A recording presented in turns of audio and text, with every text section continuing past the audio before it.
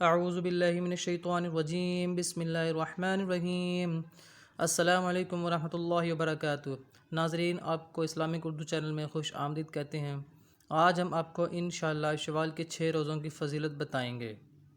Number 1، ماہ شوال المکرم کی دوسری تاریخ سے 6 روزے رکھنے کی بہت ہی فضیلت آئی ہے۔ ارشاد نبی کریم صلی اللہ تعالی علیہ وآلہ وسلم ہے کہ ان 6 روزوں کا ثواب 1000 نفل روزوں کے ثواب کے برابر ہے۔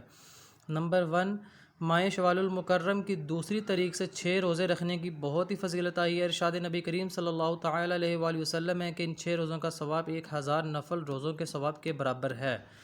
نمبر 2، شوال کے 6 روزے رکھنے والے کے نامہ اعمال میں بے شمار نیکیاں لکھی جائیں گی اور اس پر دوزخ کی آگ حرام ہوگی۔ نمبر 2، شوال کے 6 روزے رکھنے والے کے نامہ اعمال میں بے شمار نیکیاں لکھی جائیں گی اور اس پر دوزخ کی آگ حرام ہوگی۔ نمبر 3، ایک روایت کے مطابق شوال المکرم کے 6 روزے رکھنے سے 1 سال کے نفل روزوں کا ثواب ملتا ہے۔